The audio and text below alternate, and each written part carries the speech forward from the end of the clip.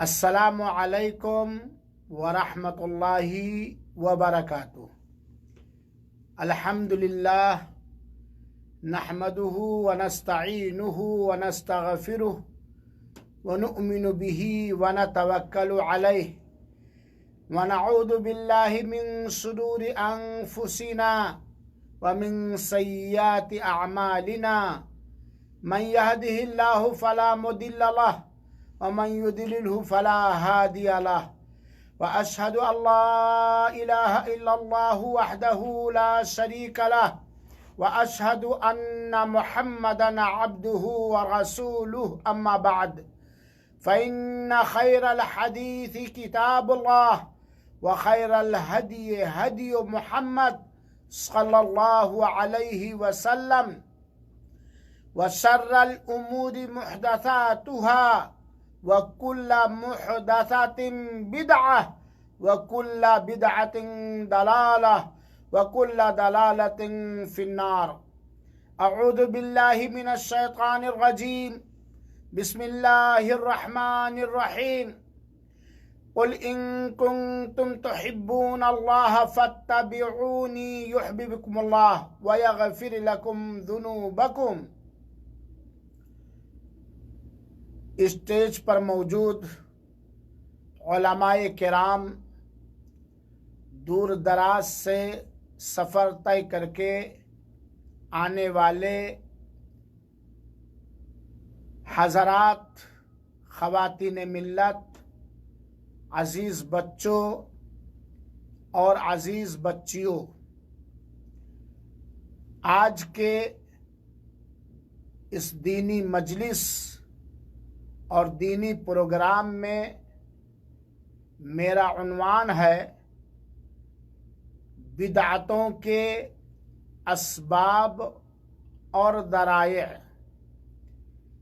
अल्लाह ताला की उसकी रहमत से पुरउम्मीद होकर तौफीक मांगते हुए आप लोगों की जानिब से दिए गए वक्त में मैं अपने मौदू की वजाहत करने की पूरी कोशिश करूँगा। अल्लाह तौफीक बख्शे।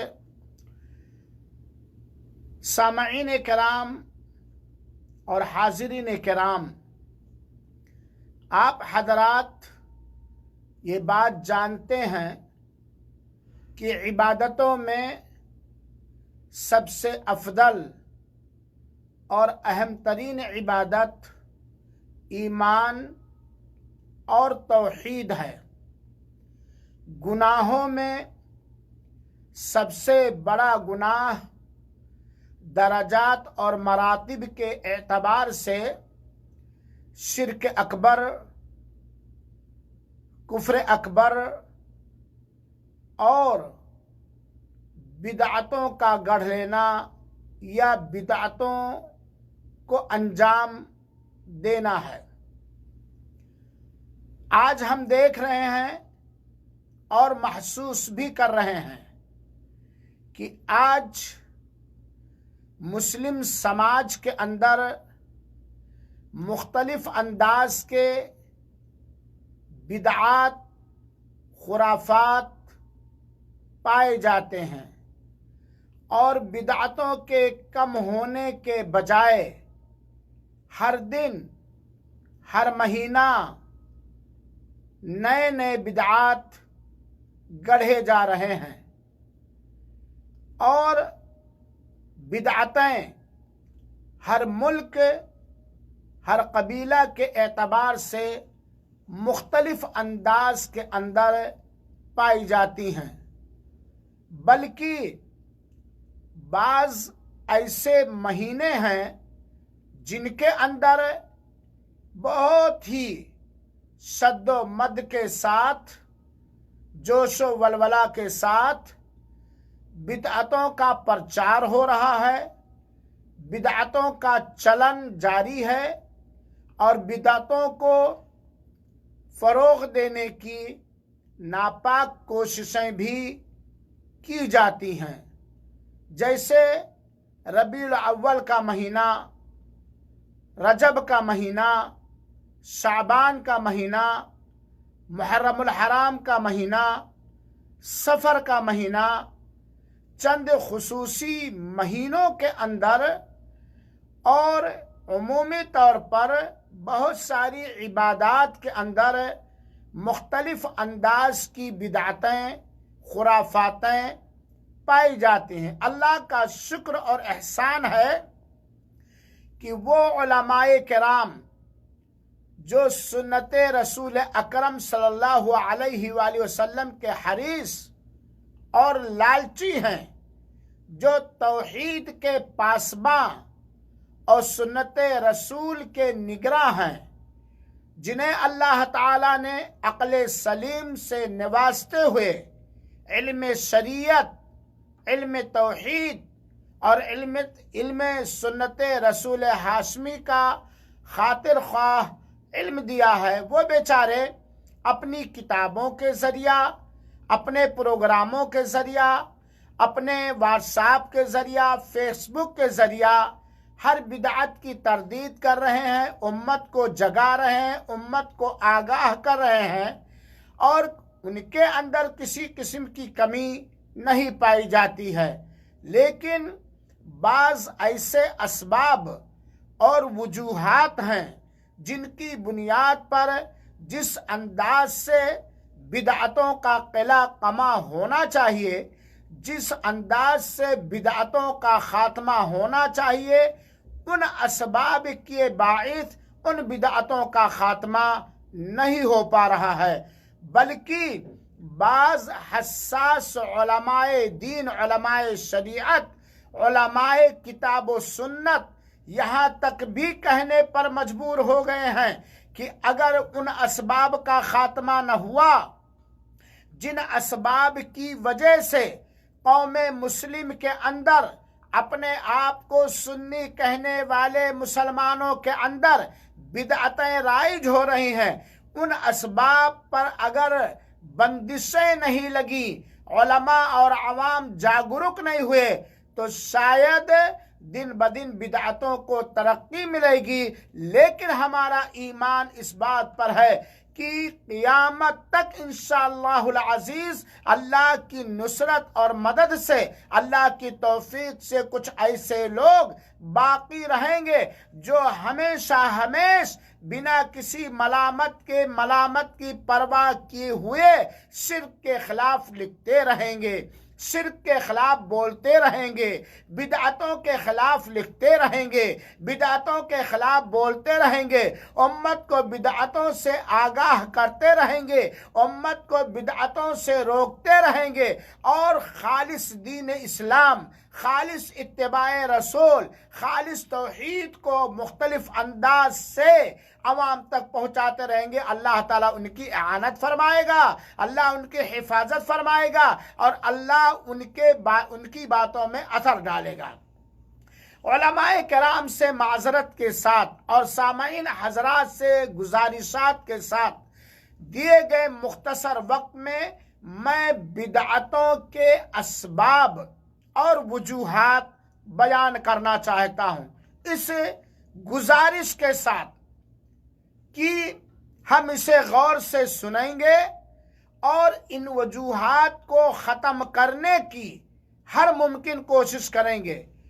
उलमाए सलफ़ सालिहीन ने, उलमाए किराम ने, किताबो सुन्नत के सच्चे उलमा ने बिदअतों के पाए जाने या बिदअतों के फ़रोग़ पाए जाने या तरक्की पाए जाने के असबाब मुख्तलिफ कई एक जिक्र किए हैं, लेकिन हम बड़े इख्तिसार के साथ बिदअतों के चंद अहम तरीन असबाब, वजूहात जिक्र करना चाहते हैं। अल्लाह ताला हम सबको सुन्नत रसूल हाशमी का पाबंद बनाए, बिदअतों से बचाए और बिदअतों के असबाब से बचाए और लोगों को आगाह करने की और समझने की तौफीक अता फरमाए। सामईन किराम, बिदअतों के असबाब में से मेरे नाक़िस तरीन मुताला के मुताबिक और मेरे नाक़िस तरीन इल्म के मुताबिक पहली वजह दीन के बारे में मुसलमान मर्दों और मुसलमान औरतों की जिहालत, नादानी।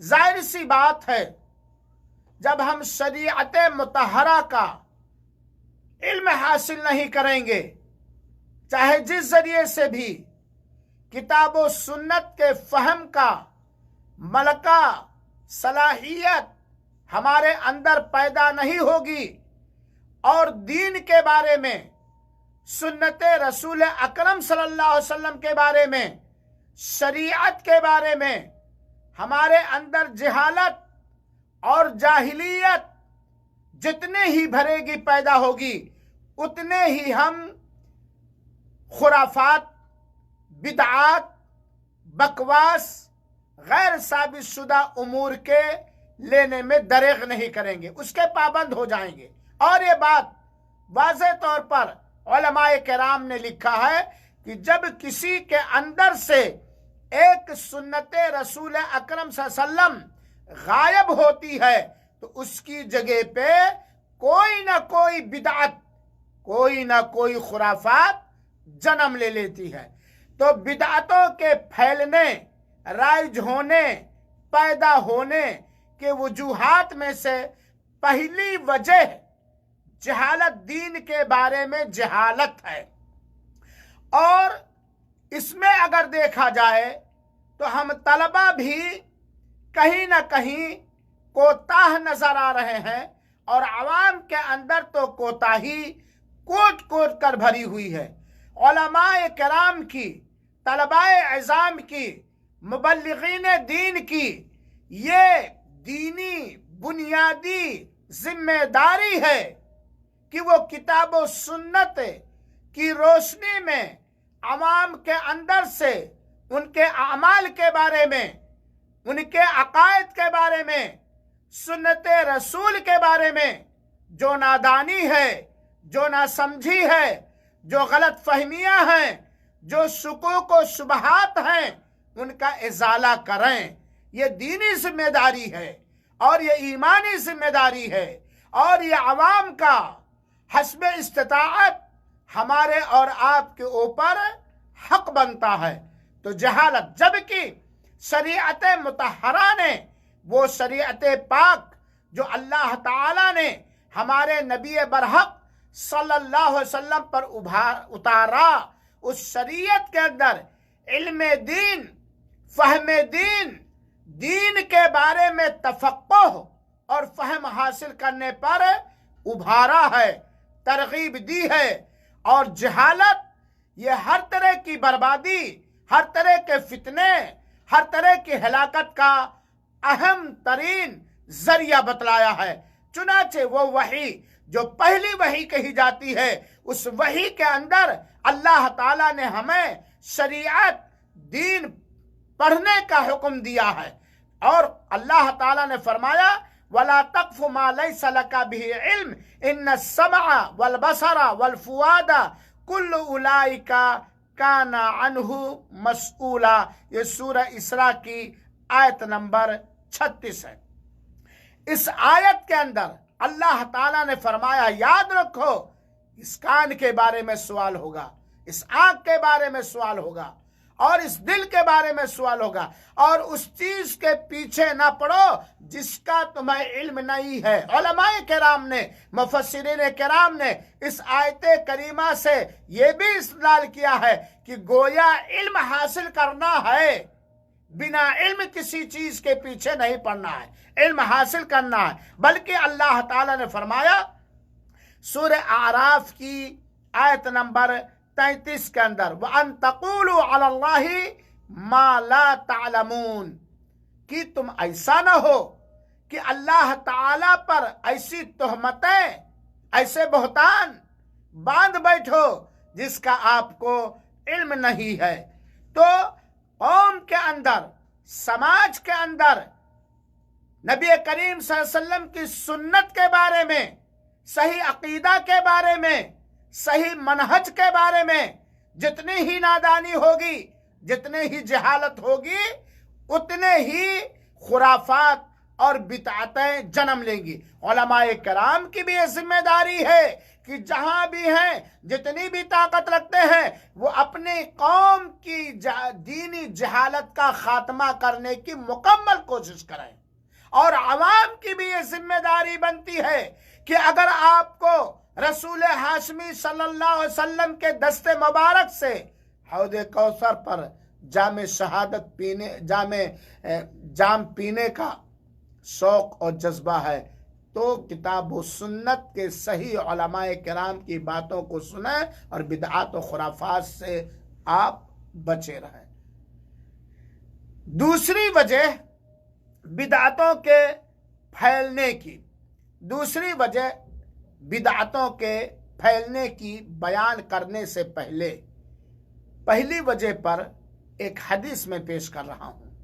वो ये है कि जाहिर सी बात है, जब कुरान और सुन्नत का हमारे पास इल्म नहीं होगा, शरीयत की सही मालूमात और जानकारी नहीं होगी, और शरीयत का इल्म हासिल करने वाले सही खुददार, गैरतमंद, अमानतदार, दियानतदार उलमाए किराम की सोहबत में हम नहीं बैठेंगे, उनसे इस्तिफादा नहीं करेंगे, फायदा नहीं करेंगे, तो जाहिर सी बात है जहालत बढ़ेगी।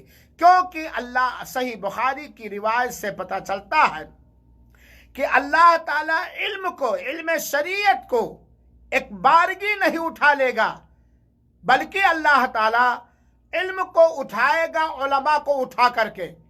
उलमाए रब्बानी की मौतें ज्यादा होंगी। और सामाईन किराम, आप देख लीजिए कि चंद महीनों के अंदर हमारे इंडिया और पाकिस्तान के कितने किताब और सुन्नत के सच्चे आलिम, किताब और सुन्नत के सच्चे दाई, मुखलिस दाई कितनी कसीर तादाद में उठते गए हैं। तो अल्लाह के रसूल ने फरमाया कि जब उलमा इल्म उठ जाएगा, उलमा की वफात के जरिया, उलमा के उठ जाने की वजह से, तो क्या बचेगा? हत्ता इदा लम यतबक्का आलिमन, यहाँ तक कि जब कोई आलिम दीन बाकी नहीं रहेगा। आलिम दीन जब मैं कहूँगा तो याद रखिएगा, किताब और सुन्नत का सही इल्म रखने वाला मुखलिस आलिम दीन है। मुखलिस आलिम दीन जो किताब और सुन्नत, कुरान मजीद और सुन्नत रसूल अकरम सल्लल्लाहु अलैहि वसल्लम का मनहज सल्फ़ सालिहीन के मुताबिक इल्म रखता है। तो कौन लोग बचेंगे? तो जब उलमा उठ जाएंगे तो लोग जाहिलों को, बिदअतियों को, खुराफात को परवान देने वालों को मुफ्ती बना लेंगे, फतवे पूछेंगे, मसाइल पूछेंगे। चुनाचे वो जाहिल मुफ्ती, जाहिल सिफत इंसान मौलवी, वो क्या बगैर इल्म के फतवे देगा? फदल्लु व अदल्लु, तो खुद भी गुमराह होगा और दूसरों को भी गुमराह करेगा। गोया इस रिवायत के अंदर इस बात की गवाही और शहादत दी गई है कि जितने ही जोहला पैदा होंगे, जाहिल लोगों की जितनी ही कसरत होगी, यहां तक कि जाहिल लोग मुफ्ती बन जाएंगे, फतवे देना शुरू हो जाएंगे, तो खुद भी गुमराह होंगे और दूसरों को भी गुमराह करेंगे। बिदअत के असबाब में से दूसरा सबब है ख्वाहिशात की पैरवी, इत्तिबाए हवा, ख्वाहिशात की पैरवी, अपने मन की पैरवी, अपने नफ्स की पैरवी। और ये बहुत ही खतरनाक है, अल्लाह महफूज रखे। बिदअतों के पनपने की अहम तरीन वजूहात में से ख्वाहिशात की पैरवी एक वजह है। अपनी ख्वाहिशात के एतबार से जो चाहे, जिस तरह चाहे, दीन के अंदर ऐड करें ख्वाहिशात की पैरवी। ये बात जान लीजिए, नफ्स परस्ती जिसको कहा जा सकता है, दूसरे लफ्ज में दुनियादारी जिसको कहा जा सकता है, ये वो मर्द है जिससे बिदअतें ज्यादा फैलती हैं। और आप देख लीजिए, जितनी भी बिदअतों का आपको इल्म है, आप अगर तहकीक करेंगे तो उन बिदअतों के गढ़ने और उन बिदअतों के फैलने की वजहें जहां बहुत सारी हैं, उन्हीं वजहों में से एक है मुझे इत्तिबाउल हवा, ख्वाहिशात की पैरवी है। अल्लाह ताला ने सूरह कहफ की आयत नंबर 28 के अंदर बयान फरमाया, नबी करीम सल्लल्लाहु अलैहि वसल्लम को मुखातब करके और सारे लोगों को मुखातब करके, वला तुति मन अग़फ़लना क़ल्बहु अन ज़िक्रिना वत्तबअ हवाहु व काना अमरुहु फ़ुरता। आप उसके पीछे मत चलें, आप उसकी पैरवी मत करें जिसके दिल को अपने जिक्र से, अपनी याद से हमने गाफिल कर दिया और उसने अपने ख्वाहिशात की पैरवी की, अपने ख्वाहिशात के पीछे हो गया और उसका हर मामला हद से गुजर चुका। गोया इस आयत करीमा के अंदर अल्लाह ताला ने ख्वाहिशात की पैरवी करने की मजम्मत फरमाई। और इस तरीके से कुरान करीम के अंदर और बहुत सारी आयतें। और जब एक इंसान अपने ख्वाहिशात की पैरवी करने लगता है तो उसकी अकल पर अल्लाह ताला पर्दे डाल देता है, उसकी आंखों पर अल्लाह ताला ने दबीज और मोटे पर्दे डाल देता है, उसके कानों में अल्लाह ताला ठेठियां डाल देता है मानवी तौर पर, और उसके दिल पर अल्लाह ताला महर लगा देता है। नफ्स का पैरोकार ये इन अमराद का शिकार हो जाता है।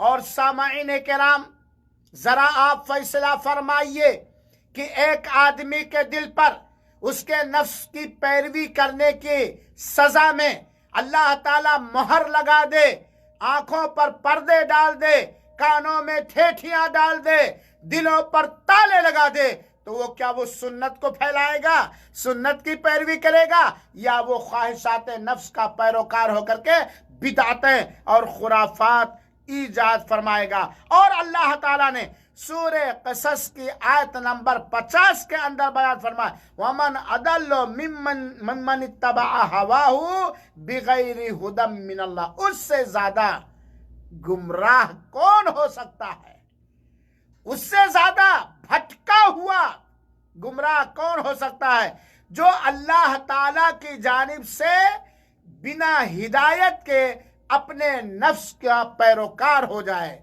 अल्लाह ताला की जानिब से उतारी गई हिदायत के बिना उसको छोड़ दे, उससे लापरवाही करे, तसमपोशी करे और अपने नफ्स ही को मुकद्दम रखे, अपने ख्वाहिशात ही की पैरवी करे, उससे ज्यादा कौन हो सकता है। सामाईन किराम, बिदआत के असबाब और वजूहात में से तीसरा सबब उलमाए किराम ने लिखा है और ये सही है, शुबहात के से अपने आप को बांध लेना, शुबहात के पीछे लग जाना। आप जानते हैं कि अल्लाह ताला ने कुरान करीम में कुछ मुहकम आयात को उतारा है जिसका माना और मफहूम वाज़ेह है, चाहे वो अकीदे के मामले में हो, चाहे वो फिक़ही मसाइल के मामले में हो या किसी मामले में हो। अल्लाह ताला ने कुछ आयतों को मुहकम उतारा है जिनका फैसला अटल है, जिनको जो वाज़ेह है और समझना आसान है। और अल्लाह ताला ने कुछ आयतों को मुतशाबिह उतारा है, यानी उनका फैसला अटल तो है लेकिन समझना हर एक के बस की बात नहीं है। जैसे कब्र का मामला, जन्नत और जहन्नम का मामला, तकदीर का मामला वगैरह वगैरह। तो जो लोग ख्वाहिशाते नफ्स के पैरोकार होते हैं, जो लोग बिदअत के गिरवीदा होते हैं, जिन लोगों के अक्ल खरत पर अल्लाह ताला ने दबीज पर्दा डाल दिया है, वो मुतशाबिह आयतों के पीछे पड़ते हैं, खुद भी गुमराह होते हैं और दूसरों को भी गुमराह करते हैं, खुद भी भटक जाते हैं और दूसरों को भी भटकाने की पूरी ताकत लगा देते हैं मुतशाबिह या मुतशाबिहात की आयतों के पीछे पड़ करके। हालांकि जो इल्म में मजबूत होते हैं वो कहते हैं कि हम अल्लाह ताला पर ईमान लाए। जैसा कि अल्लाह ताला ने फरमाया, हुवल्लज़ी अंज़ला अलैकल किताब, वही वो ज़ात है जिसने तुम्हारे ऊपर किताब मुक़द्दस को उतारा। मिन्हु आयातुम मुहकमात, उनमें कुछ आयतें मुहकम आयतें, हुन्ना उम्मुल किताब, वही असल किताब है। वह उखर मुतशाबिहात, और दूसरी आयतें मुतशाबे हैं, यानी उनका माना और मफहूम वाज़ेह नहीं है, वाज़ेह नहीं। तो जिन लोगों के दिलों में कजी होती है, जिन लोगों के दिलों में टेढ़पन होता है, तो वो उन्हीं आयतों के पीछे लगे रहते हैं, उन्हीं आयतों के खोद और कुरेद में लगे होते हैं, उन्हीं आयतों को दलील बना करके खुद गुमराह होते हैं और उम्मत को गुमराह बना करते हैं। जो आयतें मुतशाबिह आयतें हैं, क्यों ऐसा करते हैं? फितना पैदा करने के लिए, फितनों के लालची होने के लिए। जबकि उन मुतशाबे आयतों की तावील, माना, मफहूम अल्लाह ताला के अलावा और कोई नहीं जानता। लेकिन जो इल्म शरीयत में, इल्म किताब व सुन्नत में मजबूत होते हैं, मुस्तहकम होते हैं, उनका ये ऐलान होता, आमन्ना बिही, ये आयत है, मुतशाबे है, हम इस पर ईमान लाए कि ये अल्लाह ताला का किताब है, ये अल्लाह ताला का कलाम, कुल्लुम मिन इंदि रब्बिना, सारी की सारी, चाहे वो मुहकम आयतें हों, चाहे वो मुतशाबे आयतें हों, सारी की सारी हमारे रब की तरफ से। वमा यज़्ज़करु इल्ला उलुल अलबाब, अक्ल सलीम वाले ही इससे नसीहत हासिल करते हैं। इस सूरह आले इमरान की आयत नंबर 7 है। तो मुतशाबिह आयतों के पीछे या उससे अपना ताल्लुक जो मजबूत रखने की कोशिश करते हैं, वो खुद बिदअत को ईजाद करते हैं और बिदअत को फरोग देते हैं और बिदअतों की पुश्ते पनाही करते हैं। अल्लाह महफूज रखे। बिदअतों के असबाब और वजूहात में से चौथा सबब, दीन को, शरीयत को, सुन्नत रसूल अकरम सल्लल्लाहु अलैहि वसल्लम को, सही अकीदे को समझने के लिए अव्वल और आखिर अपनी अक्ल ही को कसौटी बना लेना। अक्ल ही से, खालिस अक्ल ही से दीन को समझना, जिनको अक्लानियत कहा जाता है, अक्ल परस्त कहा जाता है। और देख लीजिए, बड़े बड़े स्कॉलर, बड़े बड़े लिखाड़ लोग जो मोटी मोटी किताबें लिखे हैं, सिर्फ अक्ल परस्ती की वजह से, दीन को समझने के लिए खालिस अक्ल के इस्तेमाल करने की वजह से भटक भी गए हैं और भटकाया भी है, और भटकाने की मुसलसल उनकी किताबें कोशिश कर रहे हैं। चुनाचे जो आदमी अपनी अक्ल ही पर एतमाद कर लेगा, भरोसा कर लेगा, अपने आप ही को अक्ल अव्वल तस्लीम करेगा, तो जाहिर सी बात है वो कुरानी आयात को, अहादीस रसूल अकरम सल्लल्लाहु अलैहि वसल्लम को, सुन्नत रसूल को छोड़ देगा। और अगर नहीं छोड़ा तो उसका गलत मफहूम और गलत माना निकालेगा। हालांकि अल्लाह ताला ने फरमाया है, वमा आताकुमुर रसूल फखुदू वमा नहाकुम अन्हु फंतहू, रसूल जो तुम्हें दें वो ले लो, और जिससे रसूल तुम्हें रोक दे उससे रुक जाओ। वत्तकुल्लाह, और अल्लाह ताला से डरते रहो। इन्नल्लाह शदीदुल इक़ाब, अल्लाह ताला बड़ी कड़ी सजा देने वाला है। सूरह हशर की ये आयत नंबर 7 है। और आप जानते हैं सूरह अहज़ाब की आयत नंबर 36 के अंदर अल्लाह ताला ने फरमाया, किसी मोमिन मर्द और किसी मोमिना औरत को ये ज़ेब नहीं देता कि जब अल्लाह का फैसला आ जाए, उसके रसूल का फैसला आ जाए, तो उनको अपने मामले में कुछ इख्तियार हासिल हो, उनको अपने मामले में कुछ इख्तियार हासिल। और जो शख्स अल्लाह उसके रसूल की नाफरमानी करेगा वो खुद दूर तक भटक जाएगा, गुमराह हो जाएगा। तो बिदअतों के ईजाद करने के असबाब में से एक सबब है अपनी अक्ल की बुनियाद पर शरीयत को समझना, सुन्नत को समझना। बिदअत के असबाब में से 5वां सबब है जिद, हठ धर्मी, तअस्सुब, जामिद और अंधी तकलीद, ये बिदातों के असबाब में से एक सबब है। तफसील में मैं नहीं जाना चाहता। जिद, अना, उज्ब, खुद पसंदी, तअस्सुब और अंधी, लूली, लंगड़ी, जानवरों की तरह, भेड़ और बकरियों की तरह किसी की तकलीद करना, चाहे वो मुफ्ती हो, चाहे वो आलिम अपने आप को कहे, चाहे वो कौम का निगरां हो, अगुआ हो। तकलीद ये बिदातों के असबाब में से अहम तरीन सबब है। अंधी तकलीद, बेबुनियाद। और तकलीद कहा ही जाता है कि बिना दलील जो सुन लिया ले लिया, जो करते देखा ले लिया। और देखिए, जमाने जाहिलियत के अंदर लोगों के शिर्क से तौबा ना करने के वजूहात में से एक वजह अंधी तकलीद थी। अपने आबाओ अजदाद के, अपने उलमा के, अपने रहनुमाओं की बात को अंधा बहरा होकर के बिना तहकीक, बिना छानबीन मान लेना, यह अंधी तकलीद है।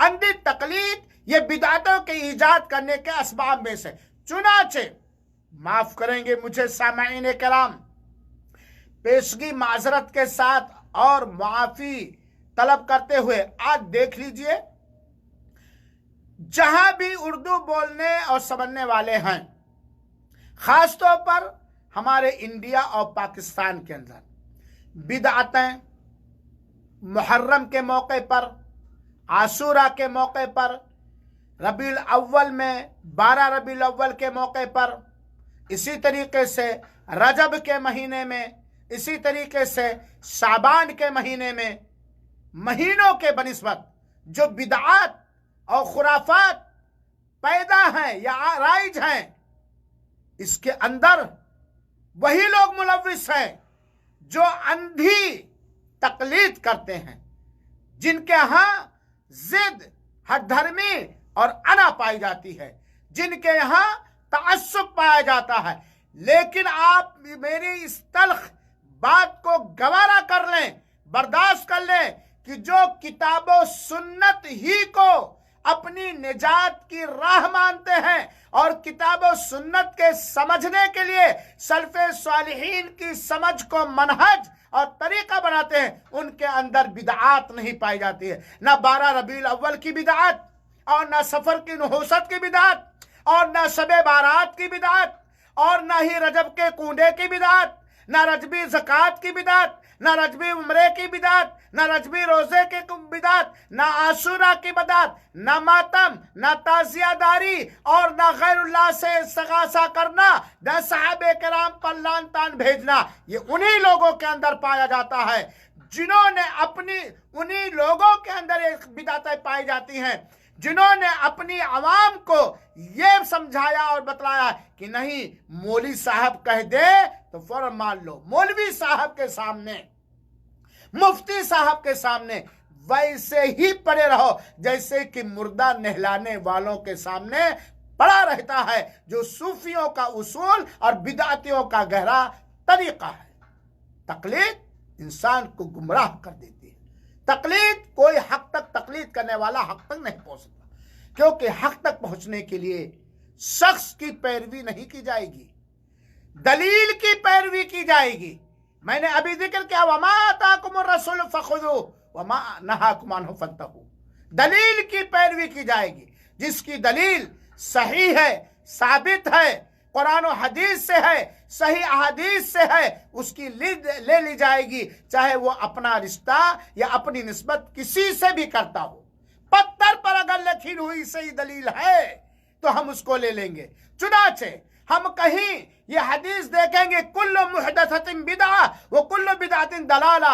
हर दीन के अंदर हर नई ईजाद की हुई चीज बिदअत है, हर बिदअत गुमराही है, हर गुमराही का ठिकाना जब कहीं भी कोई सी के मुंह से सुना है, हम बिदअत को छोड़ देंगे, बिदअत से दस्तबरदार हो जाएंगे, बिदअत की नकीर करेंगे, बिदअत से खुद बचेंगे और बिदअत से खुद। तकलीद ये बहुत बड़ा सबब है। और देख लीजिए, अल्लाह ताला ने सूरह बकरा की आयत नंबर 170 के अंदर बयान फरमाया, वइज़ा क़ील लहुम इत्तबिऊ मा अंज़लल्लाह, जब इन कुफ़ार मक्का से मुश्किन से कहा जाता है कि उसी की पैरवी करो, उसी के पीछे चलो जो अल्लाह ताला ने उतारा है, तो क्या कहते हैं? क़ालू बल नत्तबिउ मा अल्फ़ैना अलैहि आबाअना, ना ना ना ना ना ना, जो अल्लाह ताला ने उतारा उसकी पैरवी हम नहीं करें, हम तो उसकी पैरवी करेंगे जिस पर हमने आबाओ अजदाद को पाया, जो हमारे बाप दादा करते चले आए हैं, जो हमारे बाप दादा रस्म रिवाज ईजाद किए हुए थे, जो हमारे बाप दादा करते थे, हम उसी को करेंगे। ये तअस्सुब है कि नहीं है? ये जिद है कि नहीं है? ये हठधर्मी है कि नहीं है? ये अंधी तकलीद है कि नहीं है? हालांकि एक मुसलमान को, चाहे वो मर्द हो या औरत, आलिम हो अवाम, किस पर किसकी पैरवी करनी चाहिए?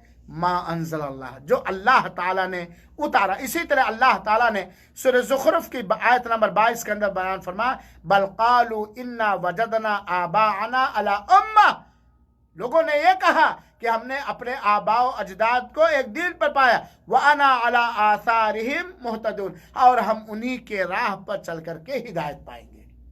आज भी है कि बड़े बड़े उलमा आए, उन्होंने मुहर्रम आशूरा के अंदर जो बिदात है उसको नहीं रोका, रबीउल अव्वल की बिदात को नहीं रोका, रजब की बिदात वगैरह वगैरह। आप ही लोग आए हो 2 लफ्ज पढ़ करके बड़े मुफ्ती और मौलवी बनने। ये तकलीद ने इंसान को शिर्क में डाल दिया, कुफ्र में डाल दिया, फिस्क में डाल दिया, बिदातों में डाल दिया।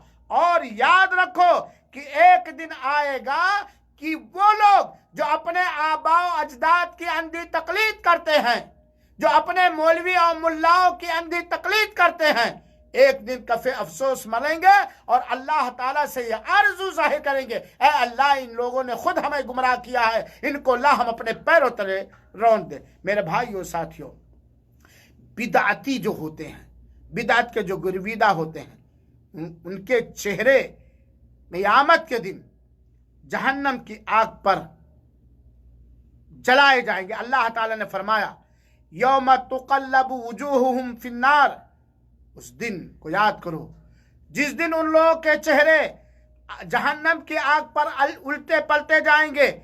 यक़ूलूना, वो कहेंगे, या लैतना अताना अल्लाह व अताना रसूल, अताना रसूला, ऐ काश की दुनिया के अंदर हमने अल्लाह की इताअत और फरमाबरदारी की होती, हमने अल्लाह के रसूल की इताअत और फरमाबरदारी की होती, तो आज जहन्नम के 16 जन खा लेने वाली, झुलसा देने वाली, भस्म कर देने वाली आग पर हमारा मुबारक जिस्म का हंसो चेहरा ये फराई न किया जाता। वकालो रब्बना, और वो लोग कहेंगे, ऐ हमारे रब, इन्ना अताना सादतना व कुबराना, ऐ हमारे परवरदिगार, हमने तो अपने मुफ्तियों की पैरवी की, हमने तो काली कबली वाली बड़ी बड़ी टोपी वालों की पैरवी, मुल्ला मौलवी साहब की पैरवी की।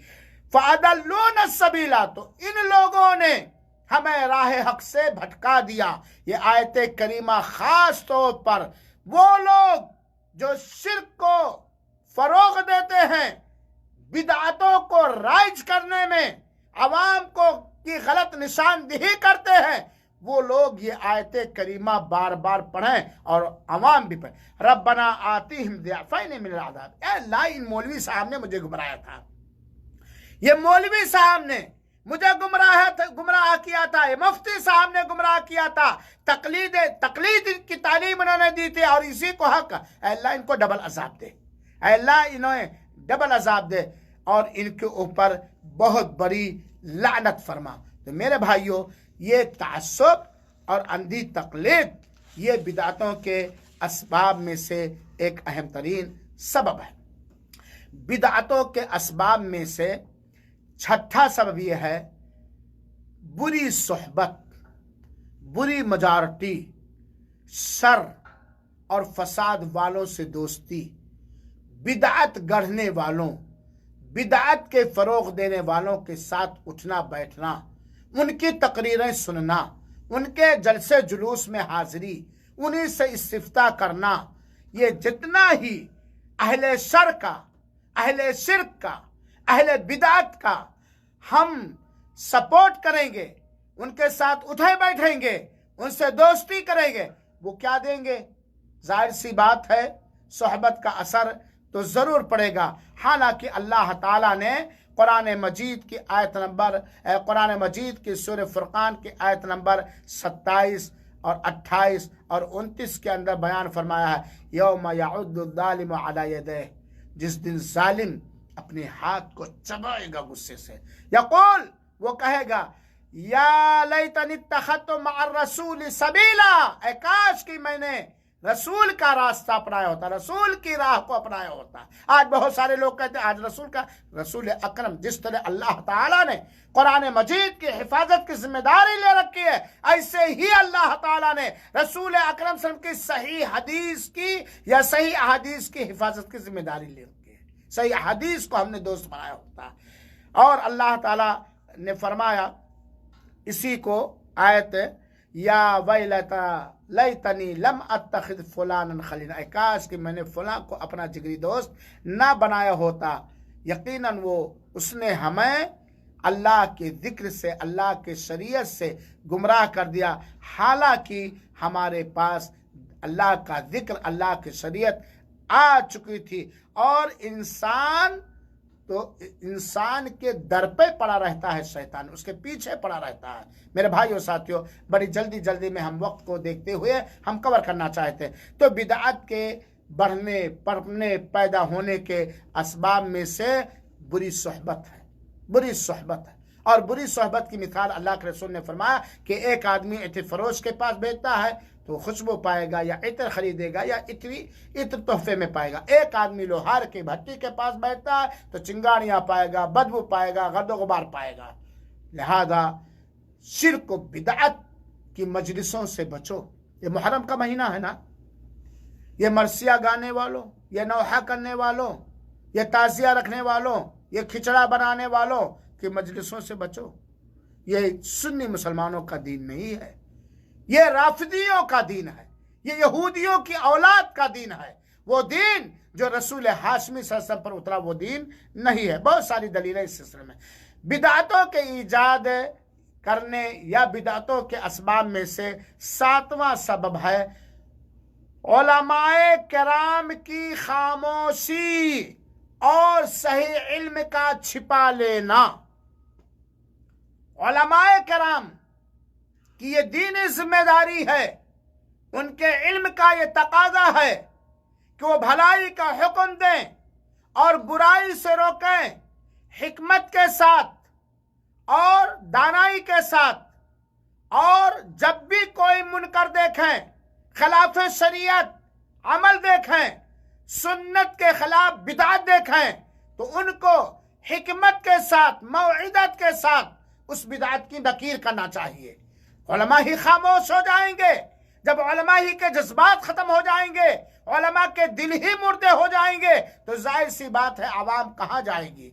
क्योंकि अल्लाह ताला ने कहा, कुंतुम खैरा उम्मतिन उखरिजत लिन्नास तामुरून बिल मारूफ व तनहौना अनिल मुनकर, तुम बेहतरीन उम्मत हो, तुम्हें पैदा ही किया गया है लोगों की खिदमत करने के लिए, लोगों की सेवा करने के लिए। तुम्हें पैदा ही किया गया है लोगों को भलाई का हुक्म देने के लिए और बुराई से रोकने के लिए। और जब उलमा बिदअतों को, खुराफात को देखकर लिखते थे, बोलते थे, नकीर करते थे, बिदअतें कम होती थी, बिदअतें खत्म होती थी। लेकिन उलमा जब पहलू तही करने लगे या बिदअत की तरदीद में भोंडा अंदाज इख्तियार करने लगे, बेजा शिद्दत बरतने लगे, और या अब उलमा सिर्फ दुनियादार हो गए, पैसा मिलेगा तभी तकरीर करूंगा, जब 30,000 मिलेगा तब मैं जाऊंगा, और किब्र आ गया, तकब्बुर आ गया, आखिरत को फरामोश कर दिए, अपनी जिम्मेदारी को भुला दिया, तब खुराफात और ज्यादा बढ़ने लगी। तो मेरे भाई, और ये भी बहुत बड़ी कमी है। आप देख लीजिए, बहुत सारे लोग जो बिदअतों को करवाते हैं उनसे तन्हाई में पूछे तो वो जानते हैं कि बिदअत है। कौन मौलवी नहीं जानता है कि ईद मिलाद नबी मनाना शरीयत में नहीं है? कौन नहीं जानता रजब का कोंडा शरीयत के अंदर नहीं है? कौन नहीं जानता 15वीं शाबान ये सही हदीस से साबित नहीं, या मुहर्रम में जो कुछ हो रहे हैं ये सही हदीस से साबित नहीं? कौन नहीं जानता? पूछिए जा करके, उनके सीने उनको कहिए कि आप अकेले में बैठ करके मुझे तलाश करके दीजिए, कहीं से भी खंगाल के दीजिए कि ये बिदअत है जो हमारे समाज मजाटी के अंदर, हमारे मुल्क के अंदर जो राइज है, क्या इसकी कोई दलील खैरुल कुरून से मिलती है, अल्लाह के रसूल से मिलती है, साहबे कराम से मिलती? डायरेक्ट ये तावीलें करके, हेर फेर करके, अपने मनपसंद हदीसों का माना बयान करके नहीं। तो उलमा की खामोशी, उलमा की लापरवाही, उलमा की सुस्ती, हे मेरे भाइयों उलमाए दीन, ये छोड़ दीजिए, मेरी कोई नहीं सुनता, ये छोड़ दीजिए, मुझे कोई नहीं सलाम करता, ये छोड़ दीजिए, मुझे कोई स्टेन नहीं देता, ये छोड़ दीजिए, मेरा कोई एहतराम नहीं करता। आज तो आपको अल्लाह ताला ने नेट और मोबाइल जैसी ऐसी नेमत दी है कि आप चाहे तो मुख्तलिफ अंदाज से, संजीदा अंदाज में, एक सेकंड के अंदर मालूम नहीं कहाँ बिदात के खिलाफ, बिदात के तरदीद में अपने पोस्ट, अपनी तकरीरें, अपने क्लिप्स भेज सकते। तो उलमा की खामोशी ये बिदात के असबाब, बिदात के पाए जाने या बिदात के पनपने के असबाब में से अहम तरीन सबब है। और इस पर बहुत सारी आयतें और बहुत सारी हदीसें किताब सुन्नत के अंदर मौजूद है। सामाईन कराम, बिदात के असबाब में से एक सबब जो गालिबन सबब नंबर 8 है, बिदअतियों की मुसाबहत इख्तियार करना, कुफ्र और अहले कुफ्र की मुसाबहत इख्तियार करना, गैर मुस्लिमों की मुसाबहत, यहूदियों की मुसाबहत, नसरानियों की मुसाबहत, गैर मुस्लिमों की मुसाबहत। आप देख लीजिए, मुहर्रमुल हराम का महीना है जो माह हराम महीनों में से एक असीम तरीन महीना है। इस मुहर्रमुल हराम में आपके समाज के अंदर जो भी खुराफात और बिदअतें की जाती है, क्या हिंदुस्तान के गैर मुस्लिमों से इसकी मुसाबहत नहीं है? दशहरा और ये 10 मुहर्रम दोनों में काफी मेल जोल है। मुहर्रम में हज़रत हुसैन रज़ियल्लाहु अन्हु के कब्र की नक्काली की जाती है और खिचड़ा वगैरह पका करके हज़रत हुसैन के रूह को खुशी पहुंचाने के लिए खुराफात इजाद की जाती है।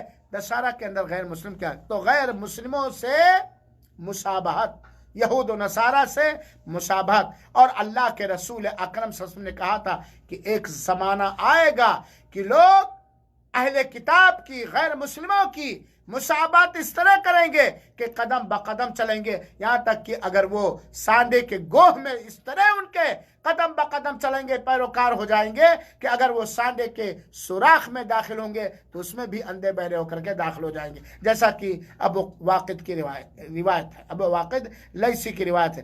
कहते हैं हम लोग अल्लाह के रसूल अकरम सल्लल्लाहु अलैहि वसल्लम के साथ ग़ज़वे हुनैन के अंदर निकले और हम लोग नए नए मुसलमान हुए थे। तो कुछ लोगों ने, उनमें से कुछ लोगों ने सन 8 हिजरी जब मक्का फतेह हुआ था तब वो मुसलमान हुए थे। तो कहते हैं अबू वाक़िद लैसी रज़ी अल्लाह ताला कि हम लोग एक दरख्त के पास से गुजरे जिसको ज़ाते अनवात कहा जाता था। लोग वहाँ बैठ करके एतकाफ़ करते थे ज़माने जाहिलियत के अंदर और तबरुक हासिल करने के लिए अपने तलवार और हथियार वगैरह लटकाते थे। तो उन लोगों ने अल्लाह के रसूल से, नए नए मुसलमान थे, कहा अल्लाह के रसूल इजाअल लना ज़ात अनवात, हमारे लिए भी ज़ाते अनवात बना दे, हम भी ऐसे दरख्त के पास बैठ करके तबरुक हासिल करें, हथियार लटकाएं और एतकाफ़ करें। तो अल्लाह के रसूल अकरम ने कहा कि अल्लाह के कसम तुमने वही बात कही है जो कौम मूसा ने मूसा से कहा था, इजअल लना आलिहा कमा लहुम, ऐ मूसा हमारे लिए भी एक माबूद बना दो अलग थलग, जैसे उन लोगों ने अपने लिए माबूद बना लिया है। और ये बात जान लो कि तुम लोग, मुझे खतरा है दूसरी रिवायतों की रोशनी में, कि तुम लोग इन लोगों के, कुफ्फार के रविश पर ऐसे ही चलोगे कि जैसे कि पहली कौमें चली हैं, यहाँ तक कि तुम खुद भटकोगे और दूसरों को भटकाओगे। देख लीजिए मेरे भाइयों साथियों, जितने भी शिरकिया मज़ाहिर हमारे मुल्कों के अंदर पाए जाते हैं या बिदाती जुलूस हैं, बिदाती आमाल जितने ही भी पाए जाते हैं, उनमें सारे के सारे शिरकिया बिदइया आमाल में, शिरक के कामों में और शिरक के मज़ाहिर में, बिदात के कामों में और बिदात के मज़ाहिर में गैर मुस्लिमों की मुसाहबत पाई जाती है। चाहे वो आया ईद मिलादुन नबी हो या जनाजे की बिदअतें हों या कब्रों पर मज़ार और दरगाह बनाना हो और इसी तरीके से और खुराफात हों ये सारी की सारे गैर मुस्लिमों की मुशाबहत की वजह से पाया जाता है। तो बिदअत के असबाब में से 9वां सबब है कुफ्फार की मुशाबहत। और अल्लाह ताला ने कुरान मजीद के अंदर कुफ्फार की मुशाबहत से हमें और आपको, ये 8वां सबब था, कुफ्फार की मुशाबहत से अल्लाह ताला ने हमें और आपको रोका है। बिदअत के असबाब में से 9वां सबब है मनगढ़ंत, ज़ईफ और मौदू, बीमार, कमजोर रिवायतों पर एतमाद करना। देख लीजिए, जितनी भी बिदअतें पाई जाती हैं, अहले बिदअत या तो उनकी दलील मनगढ़ंत रिवायत है, मौदू रिवायत है, ज़ईफ रिवायत है, काबिल कबूल रिवायत है। और ज़ईफ और मनगढ़ंत और गैर काबिल कबूल रिवायतों को बुनियाद बना करके खुद बिदअत ईजाद करते हैं और बिदअत को फरोग देते हैं। यह बिदअत का इसलिए जरूरी है कि हम हदीसों की तहकीक करें, छान पता चल जाए कि रिवायत मनगढ़ंत है, पता चल जाए कि रिवायत मौदू है, फौरन छोड़ दे। पता चल जाए रिवायत ज़ईफ है, फौरन छोड़ दे। चाहे वो फजाइल हो, चाहे वो मसाइल हो, चाहे वो अकायद हो या अखलाकियात हो या कोई भी, फौरन उसको छोड़ दे। मनगढ़ंत बातें हम नहीं मानेंगे क्योंकि हमारे पास दलील है। जब हमारे पास अल्लाह ताला ने मुहकम किताब कुरान मजीद उतार दी, अल्लाह के रसूल अकरम सल्लल्लाहु अलैहि वसल्लम को नबी बना दिया और दीन आप पर मुकम्मल हो गया, तो क्या जरूरत है हमें बेसर पैर की बातों को लेना, मनगढ़ंत बातों को लेना, कमजोर दलीलों को लेना, ज़ईफ और मौजूद रिवायतों को लेना। बिदअत के असबाब में से 10वां सबब है और ये बहुत अजीम तरीन सबब है, गुलू, हद से आगे बढ़ जाना, जिसको इफरात और तफरीत भी कहा जा सकता है। या तो कम कर देना या तो हद से आगे। गुलू, मौलवियों के बारे में, सालिहीन के बारे में, नेकोकार लोगों के बारे में गुलू। चुनाचे आप देख लीजिए, सरे 10 जो महीना चल रहा है, मुहर्रमुल हराम का महीना है। जो भी आशूरा के मौके पर माह मुहर्रम में किया जाता है, चाहे वो काला लिबास पहनना वगैरह वगैरह, आप जानते हैं ये सब हस्ते हुसैन रजी अल्लाह तआला की जात अक़दस में गुलू का सबब है, गुलू का सबब है। दीन में गुलू ये मना है, हद से आगे बढ़ जाना, गुलू कर देना, ये बिदअत के फैलने के अहम तरीन सबब में, असबाब में से एक सबब है। जबकि अल्लाह ताला ने, अल्लाह के रसूल अकरम सबने दीन के अंदर गुलू करने से रोका है। इय्याकुमुल गुलू, दीन के अंदर गुलू करने से, हद से आगे बढ़ने से बचो, क्योंकि पिछली कौमें दीन में गुलू करने की वजह से गुमराह। आज वलियों के बारे में, बुजुर्गान दीन के बारे में, कश्फो करामात के नाम पर और मालूम के नाम पर, वलियों में अब्दुल कादिर जिलानी के नाम पर जो बिदअतें या शिरकिया उमूर ईजाद किए गए, अब्दुल कादिर जिलानी रहमतुल्लाह अलैह पर के बारे में गुलू की वजह से, ख्वाजा माइनुद्दीन के सिलसिले में या उनकी तरफ निस्बत करके जो भी शिरकिया बिदइया आमाल किए जाते हैं, उनके अंदर गुलू करने की वजह से। गुलू हमारे ज़ाते रसूल में भी नहीं कर सकते। सुनो मेरे भाइयों, ज़ाते रसूल अकरम सल्लल्लाहु अलैहि वसल्लम में भी हम गुलू नहीं कर सकते हैं, तो आपके उम्मतियों के बारे में हम गुलू कैसे कर सकते हैं? अल्लाह के रसूल ने रोका, ला तुतरूनी कमा अतरत नसारा इब्न मरियम, तो मुझे उस तरह आगे न बढ़ा दो जिस तरह की नसरानियों ने ईसा इब्न मरियम को आगे बढ़ाकर अल्लाह का बेटा करार दे दिया। अल्लाह के रसूल अकरम सल्लल्लाहु अलैहि वसल्लम ने मुख्तलिफ हदीसों के अंदर गुलू से आगाह किया है, गुलू से रोका है। तो ये चंद असबाब इख्तिसार के साथ मैंने बयान किया, इसके अलावा बहुत सारे असबाब हैं। अब हमारी और आपकी जिम्मेदारी है कि सुन लिया सुना लिया, हम देखें कि हकीकत में ये असबाब है बिदअतों के रिवाज पाने के, बिदअतों के फ़रोग़ पाने के, बिदअतों के ईजाद करने वाले के। और ये भी जाने कि बिदअती की तौबा कबूल नहीं होती है, ये भी जाने बिदअती हौद कौसर पर अल्लाह के रसूल अकरम सल्लल्लाहु अलैहि वसल्लम से धुतकार दिया जाएगा। ये भी जाने कि बिदअती अल्लाह पर तोहमत लगाने वाला होता है और रसूल पर तोहमत लगाने वाला होता है। ये भी जाने कि बिदअती कामिल तरीके से जिस तरह कुरान पर ईमान रखना चाहिए, जैसा कि इल्म में रासिख और मजबूत लोग रखते हैं, वो नहीं रखता है। मेरे भाई, क्या हमारे लिए सुन्नत काफ़ी नहीं है? क्या हमें जन्नत पाने के लिए, अपने रसूल अकरम सल्लल्लाहु अलैहि वसल्लम की शिफाअत पाने के लिए या अपने अल्लाह को खुश और राजी करने के लिए नबी की सुन्नत काफी नहीं है? क्या हमारे लिए इत्तिबा रसूल काफी नहीं है? और जब तक हम ये ना समझेंगे कि हमारे निजात के लिए इत्तिबा रसूल ही अव्वल और आखिर जरिया है, यही काफी है, हमें दूसरी खसो खासाक चीज़ों की ज़रूरत नहीं है, जब तक हम बिदअतों से तौबा नहीं करेंगे। साथ ही साथ उलमाए किराम से हम गुजारिश करेंगे कि उलमाए किराम माफ़ करें, हमें कोशिशें करनी चाहिए सुन्नत रसूल को आम करने की, इत्तिबाए रसूल का जज्बा मुजज़्ज़न करने की, बिदअतों की तरदीद करने की, और उन लोगों से भी हम बाअदब अपील और गुजारिश करेंगे जो लोग बिदअतों को फरोग देने में, आगे बढ़ाने में नित्य नई हरकतें करते रहते हैं, नाना प्रकार की साजिशें करते रहते हैं। मकसद क्या है? हवा परस्ती। मकसद क्या है? अना। मकसद क्या है? तासुब। मकसद क्या है? तकलीद। मकसद क्या है? जेब भरना। मकसद क्या है? पेट भरना। मकसद क्या है? ख्वाहिशात नफ्स की तकमील। अल्लाह से डरो, ये दीन हमारे गर्दनों में अमानत है, नबी की सुन्नत हमारी गर्दनों में अमानत है, नबी की इख्तिदा, नबी की इत्तिबा, नबी की इताअत और नबी से मोहब्बत ये ईमान का अहम तरीन जुज है, इसके बिना हम मोमिन नहीं हो सकते। अल्लाह रब्बुल आलमीन से दुआ है कि रब्बुल आलमीन तो हमें तौफीक दे और अपने तमाम बंदों को तौफीक दे कि वो सुन्नत रसूल को पढ़ें, समझें और उस पर अमल करें, और बिदातों को पढ़ें, समझें और उससे बचें। आमीन। वस्सलामु अलैकुम व रहमतुल्लाहि व बरकातुहू व जज़ाकुमुल्लाहु खैरल जज़ा।